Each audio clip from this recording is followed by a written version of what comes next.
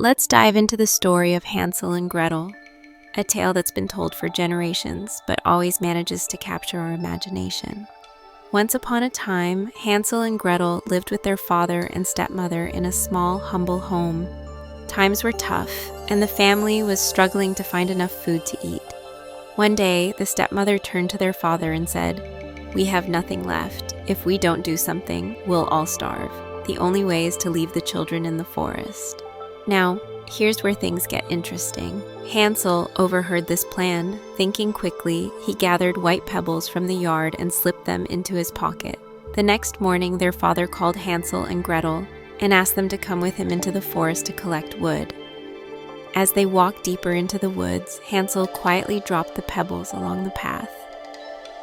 When they reached a clearing, their father said, "Wait here while I gather wood."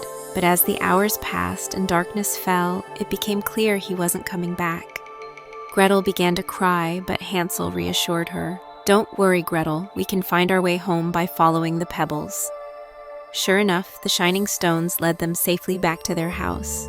Their stepmother was shocked to see them return, but the family's troubles weren't over.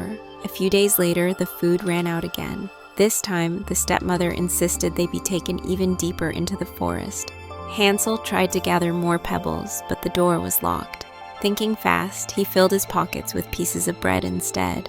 The next morning, their father led them far into the woods. Hansel dropped breadcrumbs along the way, hoping to mark their path. But when night fell and they tried to retrace their steps, they discovered that hungry animals had eaten every crumb. They were lost. As Hansel and Gretel wandered through the forest, something magical happened. They stumbled upon a house made entirely of cookies and candies. Hungry and amazed, they began to nibble at the walls. Suddenly, an old woman appeared and demanded, "Who's eating my house?" The children apologized, explaining they were starving.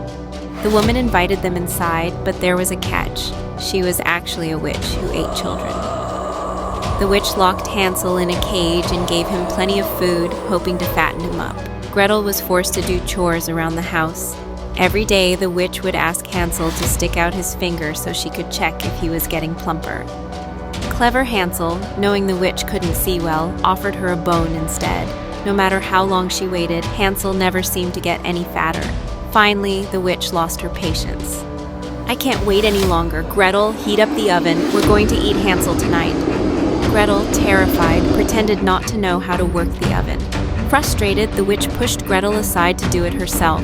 In that moment, Gretel seized her chance and pushed the witch into the fiery oven, slamming the door shut. With the witch gone, Gretel freed Hansel from the cage.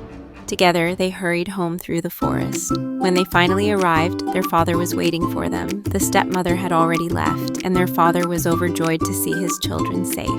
He apologized for what had happened, and from that day forward, Hansel and Gretel lived happily with their father. And that's the story of Hansel and Gretel, a tale of courage, cleverness, and the unbreakable bond between siblings.